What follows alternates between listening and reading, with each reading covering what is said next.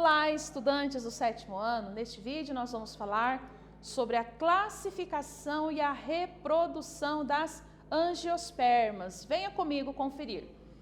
Vamos observar essa imagem aqui dessa garotinha degustando essa fatia deliciosa de melancia. Sabemos que nós, seres humanos, nós nos alimentamos de frutas, verduras, entre outros alimentos. Mas aí aquela pergunta, como que as plantas obtêm o seu alimento? As plantas obtêm o alimento delas a partir do processo chamado de fotossíntese. Esse processo, ela obtém não só alimento para nós, mas também como para todo o reino animal, a partir dela ali. Lembrando que ela também libera o oxigênio, que é de extrema importância para nós na fotossíntese. Vamos então às características gerais ali das angiospermas.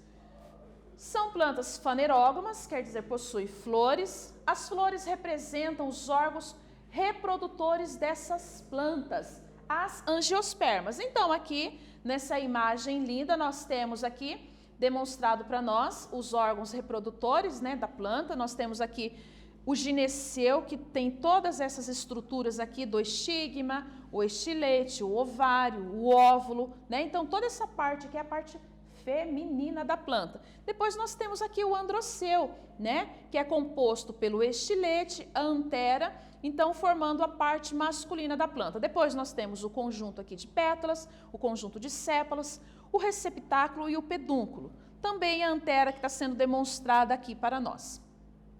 As angiospermas iniciam a reprodução delas na polinização. Essa é a primeira etapa. Polinização que é feita, pode ser feita ali pelo vento, pela água, por nós, seres humanos, e também por animais, insetos e pássaros, como a gente observa aqui nesta imagem. As angiospermas, elas recebem duas classificações, monocotiledôneas e eudicotiledôneas. Nós temos aqui então um exemplo de uma planta eudicotiledônea, que é o feijão, que apresenta o quê? 2 cotilédones. Nós temos aqui um exemplo de uma planta monocotiledônea, que é o trigo, apresentando apenas 1 cotilédone, ok? Essa classificação, ela leva em consideração o quê? Monocotiledônea, eudicotiledônea. Ela leva em consideração a quantidade de cotilédones que está presente na semente da planta.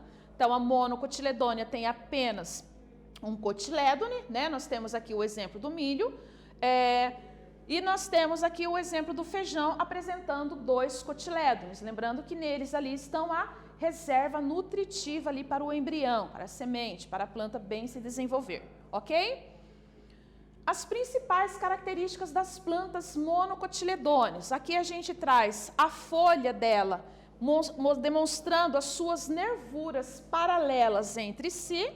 Nós temos aqui a raiz, que é chamada de cabeleira ou fasciculada, são várias raízes fininhas, e elas não possuem uma raiz central, ok? Então, essas são duas características da planta monocotiledônea, a folha e a raiz.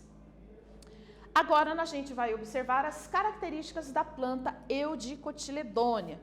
Então, aqui nós temos a folha dessa planta, onde as suas nervuras são ramificadas numa nervura central. Então, da nervura central aqui das folhas eudicotiledôneas, partem outras ramificações de nervuras aqui nessas folhas, ok? E depois nós temos uma outra característica aqui da eudicotiledônea, é a raiz, chamada de raiz axial ou pivotante, Qual que é a característica dessa raiz? Essa raiz, ela possui uma raiz central. Exatamente, ela tem uma raiz central e dessa raiz partem outras raízes. Nós falamos então da raiz da planta eudicotiledônea, que é a raiz axial ou pivotante. Nesse vídeo nós falamos sobre a classificação e a reprodução das angiospermas.